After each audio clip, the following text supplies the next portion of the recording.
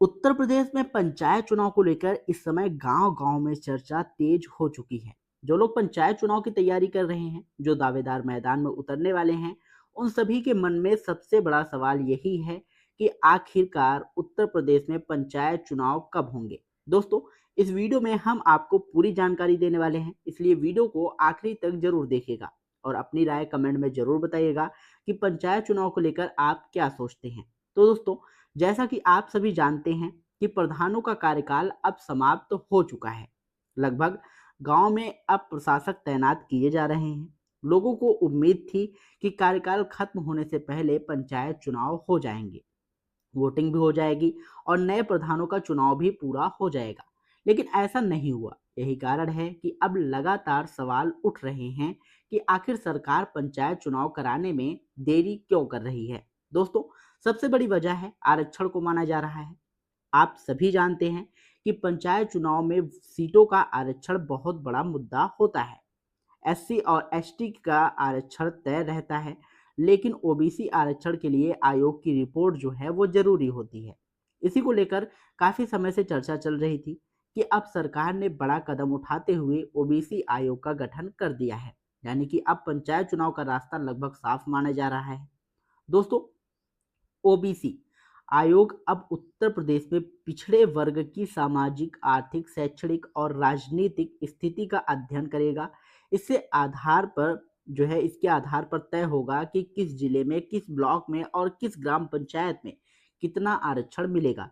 यही कारण है कि सरकार ने आयोग को अपनी रिपोर्ट देने के लिए लगभग 6 महीने का समय दिया है। मतलब अगर अभी से गिनती करें तो आने वाले महीनों में आयोग अपनी रिपोर्ट सरकार को सौंप देगा।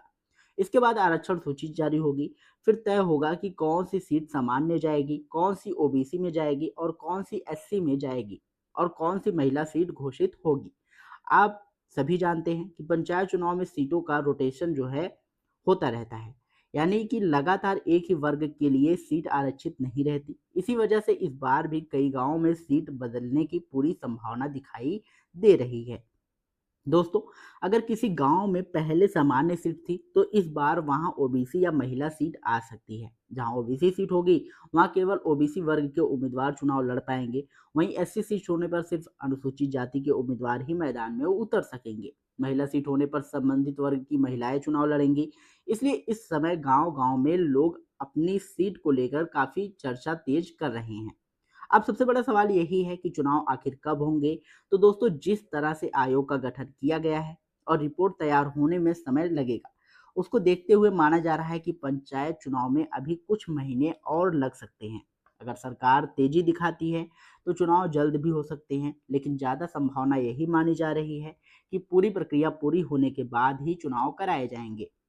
फिलहाल गांव में प्रशासकों के जरिए काम चलाया जा रहा है, लेकिन जनता चाहती है कि जल्द से जल्द पंचायत चुनाव हो सके, गांव की सरकार फिर से चुनी जा सके। अब देखना होगा कि सरकार कब तक प्रक्रिया पूरी करके चुनाव की तारीखों का ऐलान करती है। तो दोस्तों, पंचायत चुनाव को लेकर आपकी क्या राय है? क्या चुनाव जल्दी होने चाहिए या सरकार को पहले आरक्षण प्रक्रिया पूरी करनी चाहिए? आप अपनी राय जो है कमेंट बॉक्स में जरूर बताइएगा। और अगर आपका इससे रिलेटेड कोई भी क्वेश्चन हो तो कमेंट बॉक्स में जरूर पूछेगा। हमारी टीम आपकी पूरी सहायता करेगी। मिलते हैं नई वीडियो में नई अपडेट के साथ। तब तक के लिए जय हिंद, जय भारत।